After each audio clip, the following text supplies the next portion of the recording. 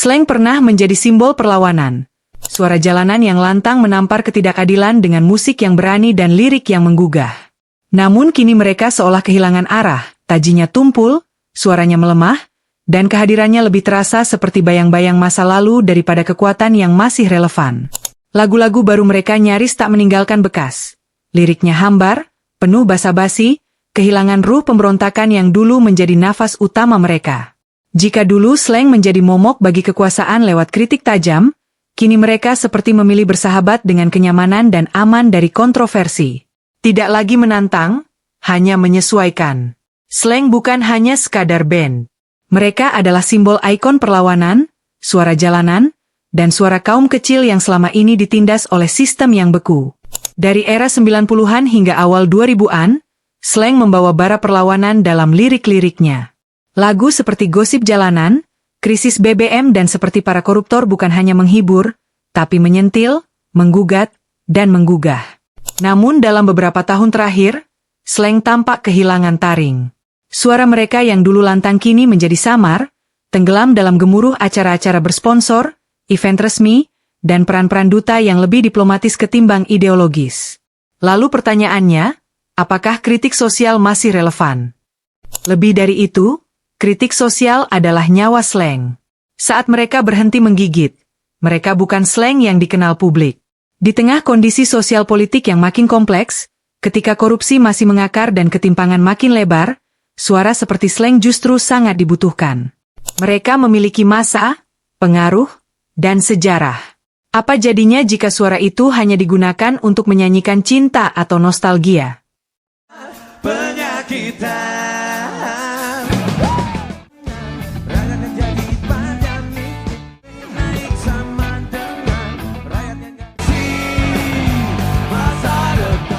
Membuat lagu kritik bukan hanya soal keberanian, tapi juga soal tanggung jawab. Slang harus kembali ke jalan, bukan untuk marah tanpa arah, tapi untuk menyuarakan kebenaran yang kian dibungkam. Secara musikal, slang tampak enggan keluar dari zona nyaman. Komposisi mereka stagnan, seperti memutar ulang formula lama tanpa gairah eksplorasi. Apakah ini karena usia? Atau karena mereka sudah puas berdiri di atas panggung nostalgia, menikmati status legenda tanpa mau membuktikan lagi bahwa mereka masih layak disebut relevan? Ironisnya, justru ketika generasi muda haus akan suara otentik yang menyuarakan keresahan, slang malah memilih diam atau berbisik. Bukankah ini pengkhianatan terhadap semangat awal mereka sendiri? Bukankah band ini lahir dari keresahan dan amarah yang tak bisa dibungkam? Memang, mereka masih aktif tampil di panggung, ikut kampanye sosial, menyuarakan pesan damai. Tapi apakah itu cukup?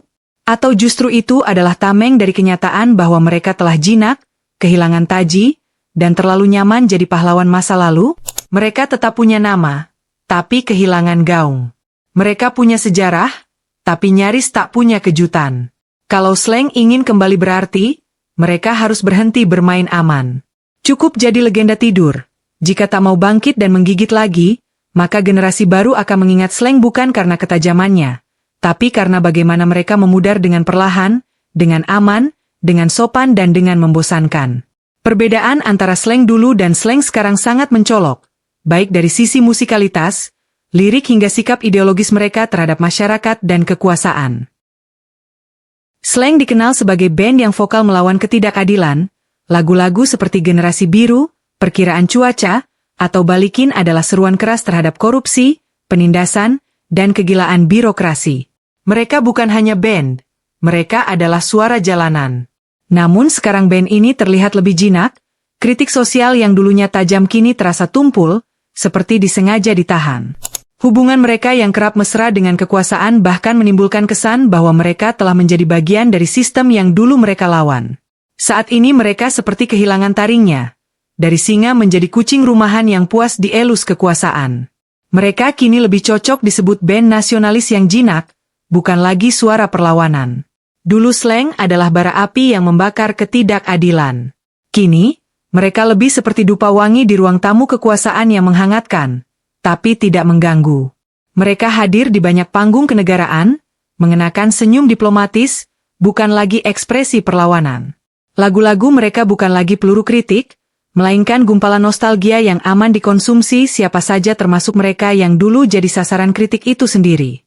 Apa yang dulu menjadi simbol kebebasan kini berubah menjadi alat legitimasi. Ketika seorang musisi bersedia tampil di acara-acara pemerintah tanpa pertanyaan, tanpa tekanan, tanpa kritik, maka suara itu kehilangan maknanya. Ketika mereka lebih sibuk bersuah foto dengan pejabat ketimbang mengangkat isu-isu rakyat kecil, maka mereka bukan lagi pembawa pesan, melainkan dekorasi sistem. Slang hari ini adalah cermin dari apa yang terjadi ketika idealisme direduksi jadi diplomasi. Mereka masih bermain musik, tapi jiwanya sudah tidak liar. Mereka masih berkampanye, tapi aman, steril, dan terlalu rapi untuk disebut revolusioner. Dan mungkin, itulah tragedi terbesar dari sebuah band perlawanan, bukan karena dibungkam tapi karena memilih untuk diam.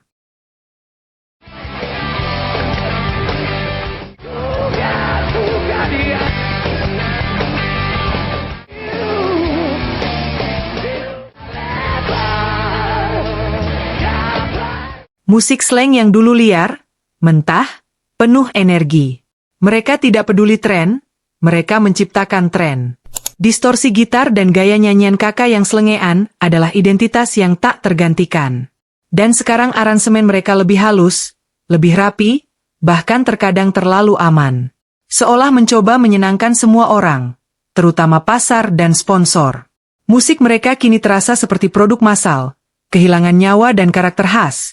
Seperti band yang sudah terlalu lama nyaman di zona aman. Slang dulu adalah anak nakal industri musik, berani, liar, dan tak bisa dibeli. Lewat lagu-lagu seperti Orkes Sakit Hati, Lo Harus Gerak, atau Peace, mereka meludahi kemapanan, mengacungkan jari tengah ke arah korporasi rakus dan politisi palsu. Mereka membuat label sendiri, menolak tunduk, dan berjalan melawan arus.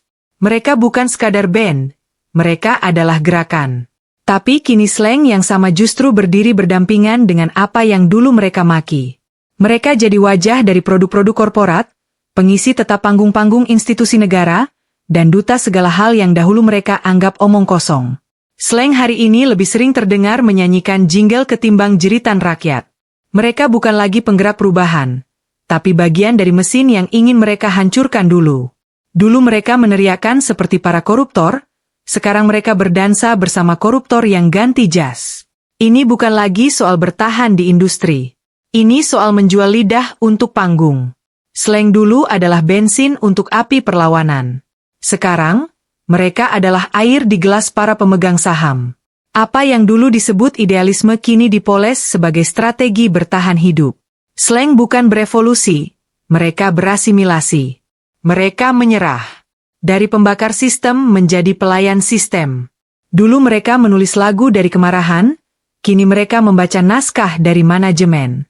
Dan kita yang tumbuh bersama teriakan terlalu manis dan maafkan kini hanya bisa berkata, "Slang, apa kalian masih punya hati, atau tinggal brand?"